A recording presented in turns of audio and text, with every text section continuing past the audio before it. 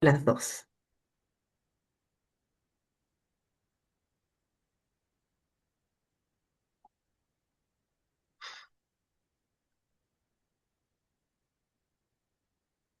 Buenas noches, profesor. Mi nombre es Jacqueline Díaz y junto a mi compañera Beatriz García vamos a presentar nuestro plan de intervención psicosocial para el caso que hemos denominado Silencio en la Mesa. Este es un caso de violencia intrafamiliar y control coercitivo. Antes de pasar de lleno a contextualizar el caso, queremos mencionar que la OMS estima que una de cada tres mujeres en el mundo ha sido víctima de violencia física o sexual por parte de su pareja. Sin embargo, la violencia de género no se reduce a los golpes, sino que también está la violencia psicológica, económica y el control coercitivo. Estas son formas igualmente devastadoras y muchas veces más difíciles de visibilizar porque precisamente no dejan marcas físicas. En Chile, dentro del marco legal, tenemos la ley 21.675 del año 2024, que reconoce explícitamente estas formas de violencia y amplía las obligaciones del Estado. Este marco legal, junto con la Convención de Belém do Pará a nivel internacional, es el que orienta nuestro plan de intervención. El caso es el siguiente. Carolina tiene 42 años, es profesora de enseñanza básica en Melipilla, vive con su esposo Mauricio de 45 años y sus dos hijos, Antonia de 13 y Benjamín de 9 años. La familia pertenece a un estrato socioeconómico medio y proyecta al exterior una imagen de familia funcional. Carolina llega al CEFAM derivada desde la urgencia luego de sufrir una crisis de pánico que ocurrió en el aula, ya generado por un alumno. Pero durante la entrevista con la psicóloga emerge algo mucho más profundo, un relato de violencia psicológica y económica sistemática de parte de su marido. Este controla todos los ingresos familiares, fiscaliza sus gastos, revisa sus mensajes y la descalifica constantemente.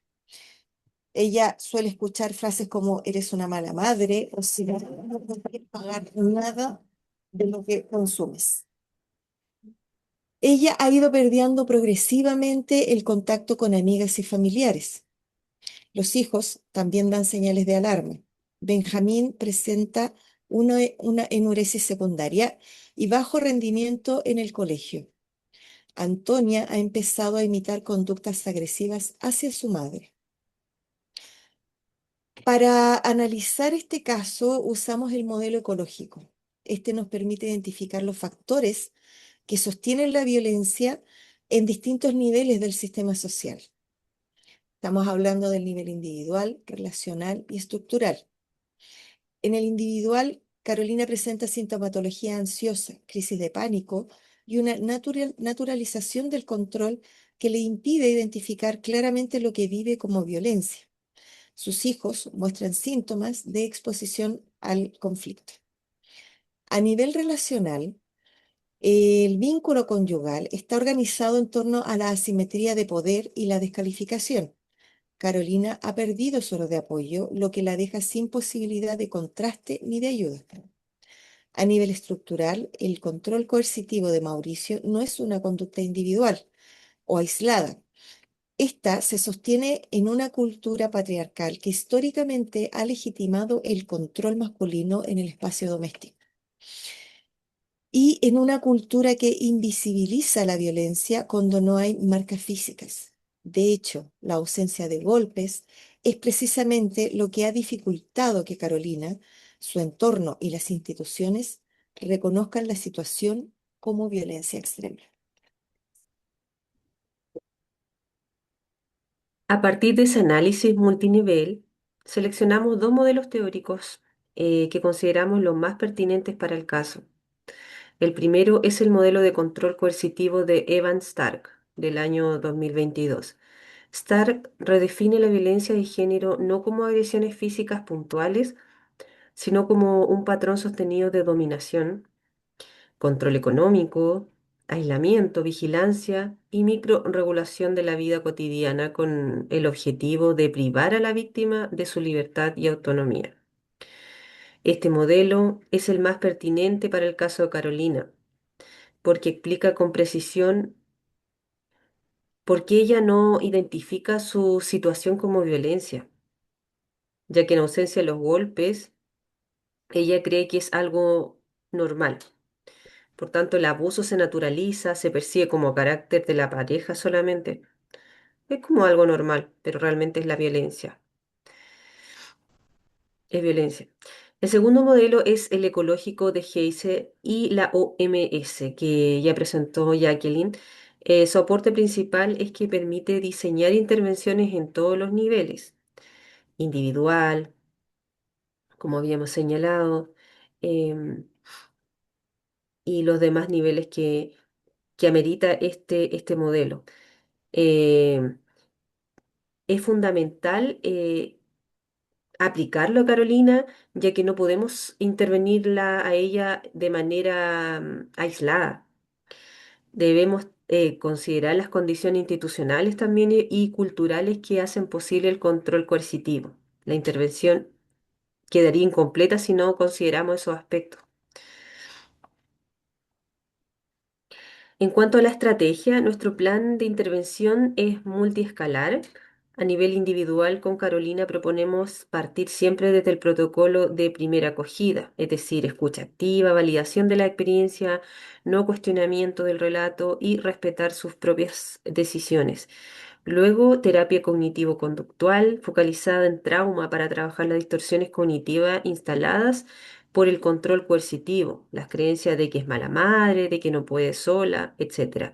Y terapia narrativa para acompañar el tránsito de la posición de la víctima hacia la de sobreviviente con historia y agencia. Los hijos, con respecto a los hijos, la intervención estaría dirigida a una intervención diferenciada, terapia de juego para Benjamín y trabajo de límites y psicoeducación para Antonia, con coordinación, claro, con sus establecimientos educacionales. A nivel comunitario, vinculamos a Carolina con el Centro de la Mujer, grupos de apoyo entre pares y su red laboral en gremios docentes. Y a nivel institucional, orien- eh, debería existir como una orientación jurídica para acceder a medidas cautelares bajo la Ley 21.675, derivación a Cernameg y coordinación interdisciplinaria entre psicología, trabajo social y área legal. Con respecto a la fundamentación ética, desde el enfoque de derechos humanos, Carolina es un sujeto de derecho, no es un objeto de asistencia. Eso significa que ella decide en cada decisión, en cada etapa del proceso. Eso significa que ella es partícipe. No la presionamos a denunciar, no mediamos con el agresor y protegemos su confidencialidad salvo riesgo vital. Un dilema ético relevante en este caso, eh, identificado, sería la situación de los hijos. Benjamín y Antonia pueden estar en una situación que requiere reporte a organismos de protección de infancia. Ese paso, en caso que se realice, debe coordinarse con Carolina, con la madre, no en su contra, articulando el deber de proteger a los niños con el principio de no maleficencia, no maleficencia hacia ella. Y desde la ética del cuidado que plantea Carol Gilligan, nuestra práctica debe escuchar, acompañar, comprender sin juzgar, sosteniendo la interdependencia entre la dignidad de Carolina y la responsabilidad institucional del Estado. Bueno, para las conclusiones finales y una reflexión, el caso de Carolina nos muestra que el control coercitivo produce un daño psicológico profundo en ausencia de la violencia física y que ese daño se irradia al sistema familiar. Comprender esto exige abandonar los modelos individualistas y adoptar una perspectiva estructural y de género.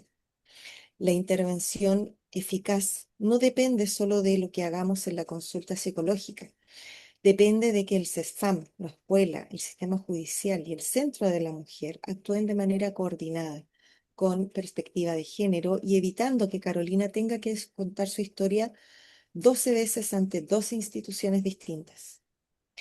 Como recomendación institucional central, planteamos que los equipos de salud primaria sean capacitados en control coercitivo, porque este tipo de violencia llega al sistema de salud disfrazada de crisis de pánico, de insomnio, somatizaciones.